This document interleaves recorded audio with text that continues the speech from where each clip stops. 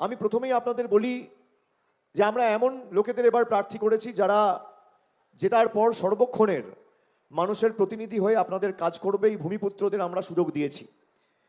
একদল রাস্তায় নেমেছিল নির্বাচন ঘোষণা হওয়ার আগে মানুষকে ভুল বুঝিয়ে বিজেপির হাতকে শক্ত করতে, বিজেপির বি টিম এবং সি টিম। আমি আগেই বলেছিলাম যে মুর্শিদাবাদ জেলায় বিজেপির 3টে এজেন্সি কাজ করছে। একটা এজেন্সির মাথার উপর রয়েছে জ্ঞানেশ কুমার, যে গরিব মানুষের নাম কাটছে, ভোটাধিকার ক্ষমতা কেড়ে নিচ্ছে। সেকেন্ড এজেন্সি, তার মাথার উপর রয়েছে অধীর চৌধুরী। আর থার্ড এজেন্সি, তার মাথার উপর রয়েছে হুমায়ুন কবির।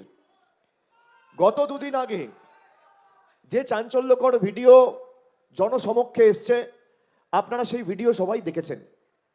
মুর্শিদাবাদ জেলায় যাদের নাম এসআইআর এ লজিক্যাল ডিসক্রিপেন্সির নামে বাদ দিয়েছে, আমি আপনাদের কথা দিয়ে যাচ্ছি, 2021 সালের প্রাক্কালে আমরা বলেছিলাম যে এনআরসি এখানে আমরা হতে দেবো না। 5 বছর হয়ে গেছে, বাংলা এনআরসি হয়নি।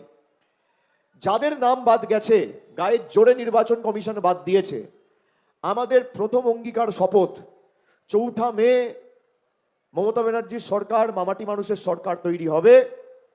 1 মাসের মধ্যে আপনারা সকলে ভোটাধিকার ফিরে পাবেন। আপনারা এই দেশের নাগরিক, এই রাজ্যের নাগরিক। কেউ এটা নিয়ে চিন্তিত বা আতঙ্কিত হবেন না। আমি আপনাদের অনুরোধ করব যে মুর্শিদাবাদ জেলায় আমাদের সকলকে ঐক্যবদ্ধ থাকতে হবে।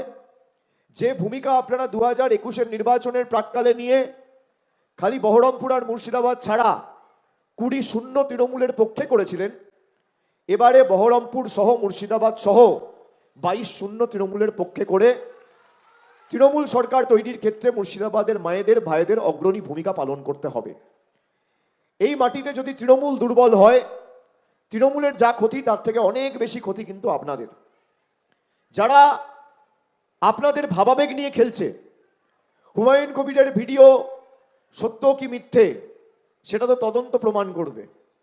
তবে তার এই ভরতপুর থেকে ঘোষিত প্রার্থী খোবায়েব আমিন, আমি গতকাল দেখেছি তার দলের রাজ্যের সভাপতি পদে যিনি দায়িত্বে ছিলেন, গতকাল সাংবাদিক বৈঠক করে ইস্তফা দিয়েছেন। নিজের লোকেরা, আসাদুদ্দিন ওয়েসির MIM, সেও বলেছে আমরা হুমায়ুন কবিরের সাথে নির্বাচনে লড়ব না। মুসলমান সংখ্যালঘু ভাইদের সাথে হুমায়ুন কবির গদ্দারি করেছে, বেইমানি করেছে। নিজেদের লোককে হুমায়ুন কবির বোঝাতে পারছে না, আর সংবাদ মাধ্যমের সামনে এসে ভাষণ দিচ্ছে এটা AI দিয়ে তৈরি করা ভিডিও। তা AI দিয়ে তৈরি করা ভিডিও হলে খোবায়েব আমিন পদত্যাগ করলো কেন, আর আসাদুদ্দিন ওয়েসি তোমার হাতটা ছাড়লো কেন? প্রশ্নের জবাব দিতে পারবেন? পারবেন না। সেখানে হুমায়ুন বাবুকে দেখা যাচ্ছে তিনি বলছেন 1000 কোটি টাকা দিতে হবে। 1 লাখ, 2 লাখ, 5 লাখ, 10 লাখ নয়, 1000 কোটি।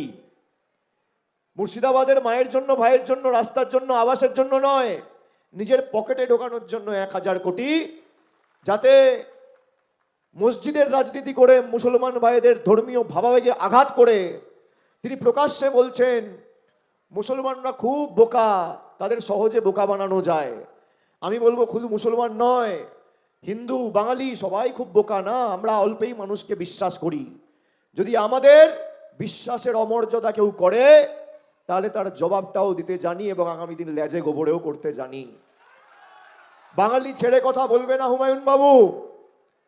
যারা 6 মাস মানুষের পাশে এসআইআর চলাকালীন 1 মিনিটের জন্য দাঁড়ায়নি, মানুষের পাশে এসে একটা সহযোগিতার হাত বাড়ায়নি, একটা ক্যাম্পে গিয়ে একটা ফর্ম ফিল আপ করেনি, তাদের কাছে রাজনীতির পাঠ তৃণমূল কংগ্রেসকে শিখতে হবে না।